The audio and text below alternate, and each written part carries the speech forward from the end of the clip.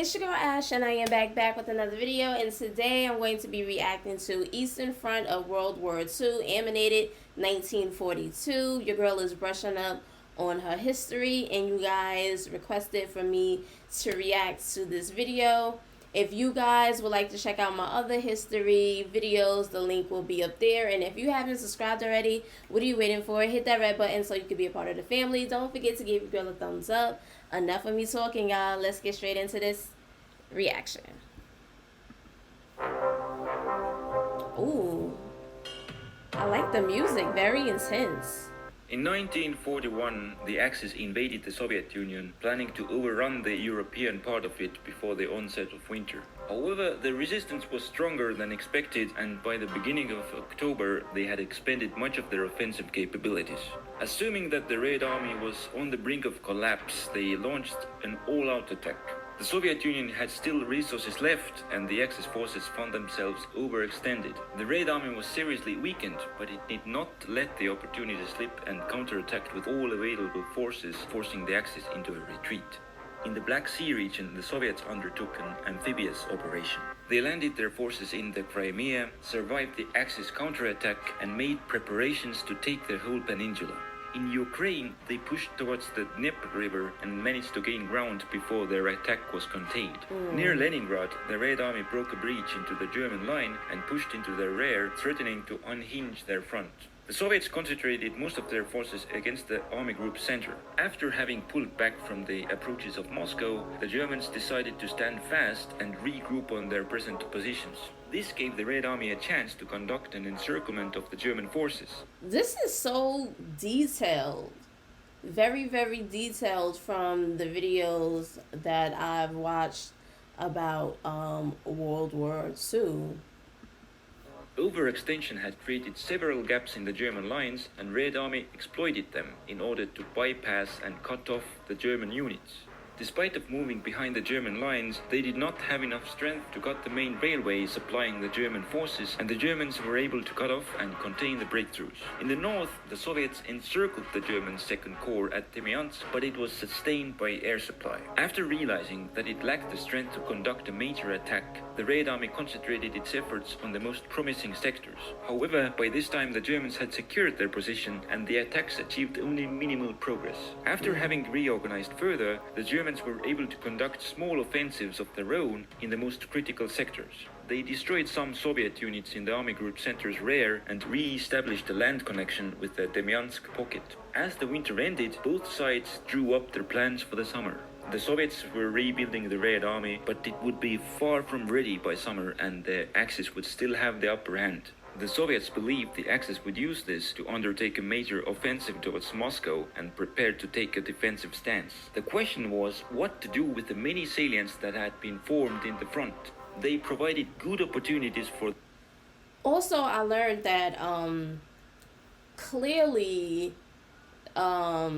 it seems as if watching a couple of videos and just learning that Germany was more well equipped than the Soviet Union, and also had a better strategy than the Soviet Union. Like, they had a great strategy, but things just didn't pan out for them.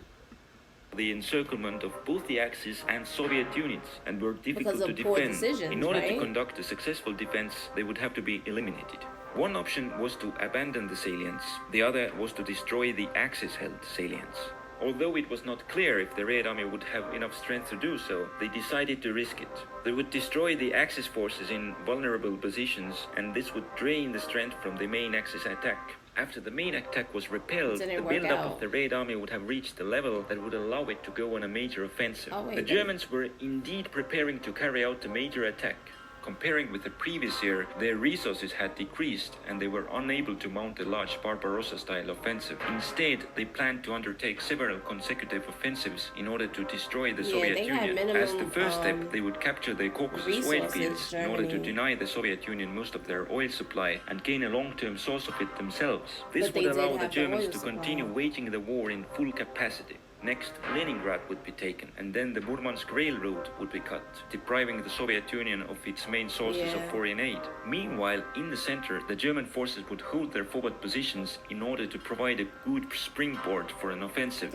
After the Red Army had been weakened by previous steps and the Axis had freed up their forces, they would occupy the main Soviet industrial base in central Russia. Before and during the main operations, the Axis would clear out as many of the contested areas as possible to free up more troops. The first Soviet attack was in the north, where they attempted to push the Axis forces back in order to increase the security of the Murmansk Railroad, but they failed to make any serious advances in the rough terrain and went on a defensive. The next operation was meant to destroy the most vulnerable German salient at Demyansk, but the Germans continued to hold on to their positions and their progress was minimal. The next operation was undertaken by the Axis in the southernmost part of the front. In the Crimea, the open steppe suited well for close air support, and the Germans used it to break through the Soviet lines. The Red Army had previously conducted several offensives, and its forces were deployed forward, lacking the depth to contain the Axis breakthrough.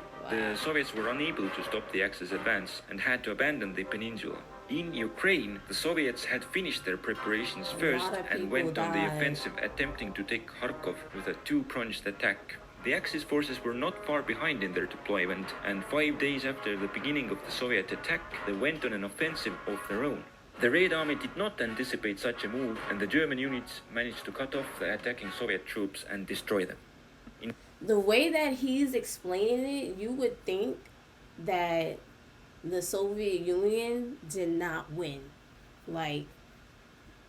In the north, near Leningrad, the Soviets were unable to fully exploit their breakthrough. Having realized the vulnerability of their position, they decided to evacuate the salient. However, the Germans beat them to it and cut the neck of the salient. During the next month, the encircled Soviet forces were eliminated. In the center, both the Soviets and the Germans were preparing their own offensives. As the German operation was of smaller scale, it was ready first, and they proceeded to clear out the pocket south of the railroad. Soon, they had full control over the territory, although part of the Soviet forces managed to escape and reach their main lines. After having regrouped their forces, they turned against the northern salient. They cut its communications with the main Soviet front and pushed into it, eliminating most of the Soviet units. Destruction of the Red Army formations behind the German lines forced a change in the Soviet plans, and their offensive in the center was postponed. In the south, the failure of the Kharkov offensive had left the Red Army in disarray, and the Germans decided to exploit the opportunity. They conducted two smaller attacks, but this time the Soviets pulled their forces back and did not offer strong resistance. The amount of prisoners taken was limited.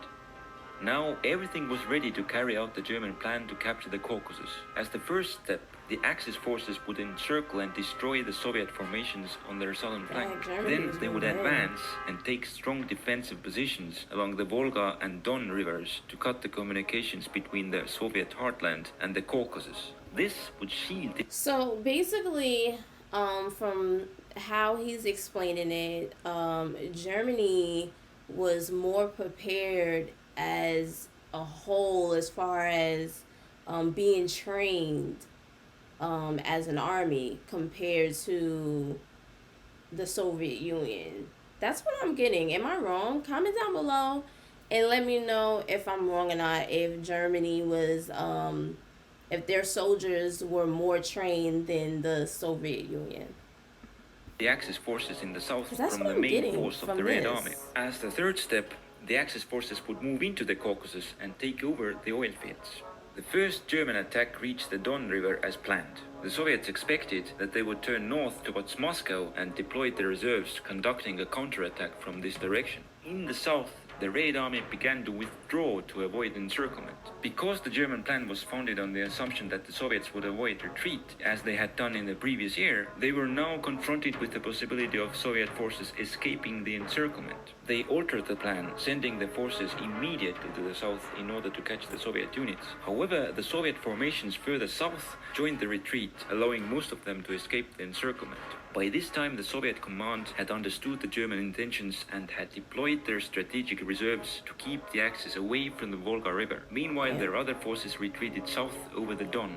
During that time, the Germans had also captured Sevastopol, and when it was clear that the Caucasus direction was properly covered, they sent their freed up forces north to take Leningrad. In the central part of the front, the Germans were finishing the preparations to destroy another Soviet salient, but before that, the Red Army had finished deployment and commenced its offensive against the Army Group center. The Germans reinforced the defenses and then attempted to cut the southern Soviet salient with weaker forces, but were unable to. The terrain in the area of the Soviet attack was not suitable for the use of heavy weapons, and the main brunt of the fighting fell to the infantry, which suffered heavy casualties. Despite pushing the Germans back, they were unable to destroy their forces. Limited attacks continued for a month more, but they failed to secure more territory. In the north, the Germans planned to use reinforcements from the Crimea to cut off Leningrad. In addition, they planned to undertake several operations in order to improve their defensive positions. The Red Army was meanwhile preparing to re-establish the land connection to Leningrad by pushing through the thin strip of the German-held territory. The Soviets attacked first, and the Germans had to use the reserves to repel them. The defense tied up their forces, and they lost the time they needed for the encirclement of Leningrad. In addition, they could spare enough troops only to widen the neck of the Demyansk salient. In the south, the Axis had failed to destroy the Soviet formations opposing them, but in the same time, the quick retreat had thrown the Soviet forces into disarray, putting them in need of reorganization. Meanwhile, the Axis troops were left unscathed. The Germans decided to solve the situation by not allowing the remaining Soviet units to reorganize and moved immediately towards the Caucasus, while the other part of their forces would secure the flank. The Soviet forces continued their retreat until they reached the Caucasus Mountains. There they made a stand and dug in on the bottlenecks. In the north, the Germans used the open steppe terrain to outmaneuver the Soviet reserves and moved slowly towards Volga. By the end of August, they had reached the river and entered the city of Stalingrad and began to slowly clear out the city. In the Caucasus, the German Alpine troops traversed the mountain passes, but they lacked the strength to reach the sea and were stopped on the southern slopes. During the following months, the spread-out Axis forces continued to make small gains. Although the Axis had made serious advances, they were unable to deliver a crippling blow to the Soviet war effort and decided to complete their objectives in the next year. They anticipated that the Soviets would have enough strength for a winter offensive in one sector and that they would attempt to destroy the salient in the central part of the front. The Germans countered the threat by deploying their reserves.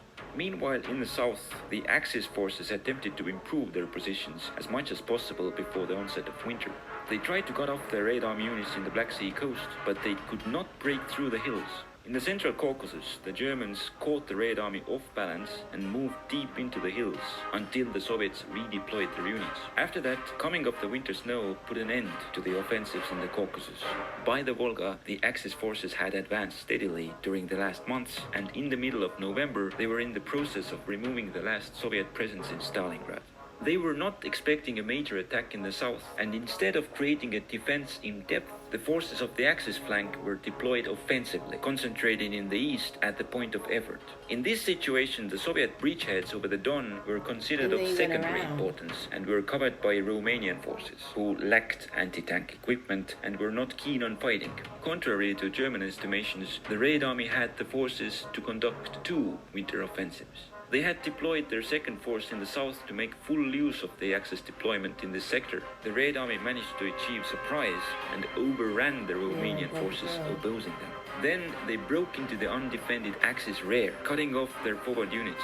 Next, they had planned to reach the sea and cut off all the Axis forces in the Caucasus region. However, some of the Red Army forces had to be diverted to repel the German attempt to relieve the Stalingrad pocket, and the advance could not be conducted to full extent. The year in the south ended with the Soviets crushing all Axis hopes to sustain their forces in the Caucasus and Stalingrad and were threatening to advance into Ukraine. At the same time, the Red Army was attempting to cut the German salient in the center. The Germans had deployed their reserves and were prepared for the attack. The Soviet attacks were met with staunch defense, and where they were able to penetrate the German defenses, they were thrown back by counterattacks. The Soviet offensive failed to achieve its objectives, and only in the western sector did the Red Army achieve some success. Thus, 1942 came to an end. The Soviets had secured the oil, and now the Wehrmacht lacked a proper plan to defeat the Soviet Union. The Soviet forces were moving west with the hope to inflict a decisive defeat on the Axis. At the same time, the Germans attempted to save the situation and create a stalemate. Whether they are successful will be decided in the next year. There is another question. How could I animate so many divisions? Well, I couldn't have done this without my patrons on Patreon, and I would like to thank them for their support. If you want to help the channel out and perhaps speed up the production of the videos, feel free to join them. This was very detailed. Very detailed. The most detailed video I've seen so far, and I'm pretty sure he probably have other great videos as well. Comment down below and let me know, answer some of the questions that I have that I was asking in the video. Comment down below and just let me know if I was correct or not, and just explain some things to me. And don't forget to give your girl a thumbs up, share, all of that good stuff, and I'll see you guys in the next video. Bye, fam.